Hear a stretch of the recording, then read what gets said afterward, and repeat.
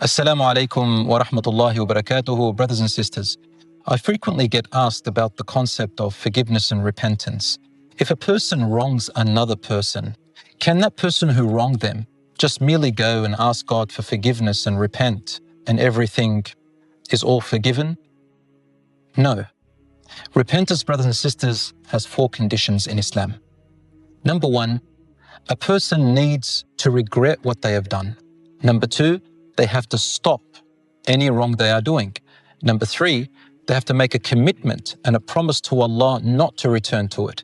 And the 4th condition, which is important and paramount, is that if they owe a right to people, any kind of right which they have taken from them or wronged them in, they must get their forgiveness or reconcile with them in some way or make it up to them or return the right or property that they have taken from them. Whatever it is, they need to get their forgiveness and make it up to them before Allah subhanahu wa ta'ala forgives them. This is from the words of the Prophet sallallahu alaihi wasallam. In fact, Allah subhanahu wa ta'ala says in Surah Ash-Shura in verse number 40, وَجَزَاءُ سَيِّئَةٍ سَيِّئَةٌ مِثْلُهَا فمن عفا وأصلح فأجره على الله إنه لا يحب الظالمين. Allah clearly tells us that the retribution for an evil act is a compensation in the same way. Allah then says, but whoever chooses to pardon and reconcile with the person they have wronged, then their reward is with Allah. And then Allah says He does not like those who oppress and wrong. This means, brothers and sisters, the right is with the person who is a victim, and that Allah subhanahu wa ta'ala does not forget their rights. Allah subhanahu wa ta'ala does not automatically forgive someone who has ruined someone's life and not try to do something to fix it. Yes, Allah can forgive everyone, but He's also just and fair. And Islam did not come to oblige people to just forgive everybody that wronged them. In fact, Islam came to do the opposite, to give the rights of the victim and to keep the oppressors and wrongdoers at bay so they don't repeat their action of hurting other people.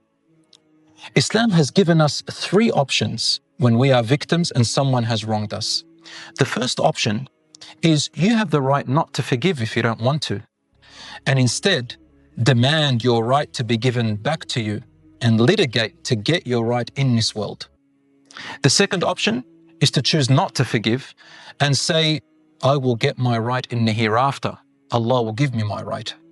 And there is a hadith of the Prophet ﷺ, which is in Bukhari, that a person who's wronged another, if they haven't reconciled and hasn't sought forgiveness, hasn't made it up to them, on the day of judgment, their good deeds will be taken from the wrongdoer and given to the victim.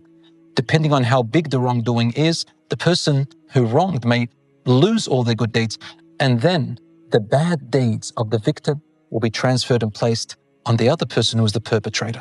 May Allah save us from that. And the third option is for a person to forgive, pardon, and try to forget. And say, Allah will deal with that person as they deserve and will reward me as He knows. And that's the highest category. At least you'll go to bed with no stress. You take it off your shoulders. You get to be happier, inshallah, and live your life. Why should the perpetrator go and sleep easily and enjoy their life while you are suffering? The point is, brothers and sisters, Allah subhanahu wa ta'ala is there for the victim, not for the wrongdoer. And He's the wrongdoer who has to watch out. The Prophet, peace be upon him, towards the end of his life, and the hadith is also in Sahih Bukhari, he stood up among the companions and said, O everyone, if there is something that you owe someone else, it doesn't matter what it is, or someone has wronged someone else and taken their right in any way, then deal with it now. Reconcile. Do it all well now and bring justice to it and give their rights back before a day comes where no wealth or anything of power can benefit you. The Prophet ﷺ was very vigilant about the rights of people. In fact, after he said this hadith, a man stood up and said, O Messenger of Allah, I have a right that you owe me. He said, what is it? He said, one time you tapped me on my stomach and it hurt me. But the Prophet ﷺ said to him, here is my stomach, take your revenge. Instead, the man kissed it. He just wanted to kiss the Prophet ﷺ's belly. My brothers and sisters, therefore, rest assured, Allah has got your back and Allah subhanahu wa ta'ala is with you. And there is no such thing in Islam as people just taking the easy way when the rights of people are taken.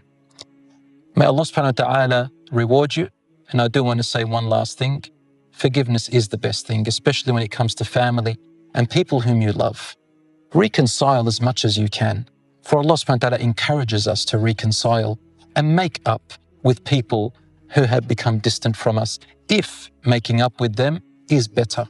Some people you can keep a boundary, some people you can limit your contact with them, see what benefits you, and all is good, insha'Allah ta'ala, so long as it's done for the right reason, and Allah subhanahu wa ta'ala knows your intentions. Wassalamu alaikum wa rahmatullahi wa barakatuh.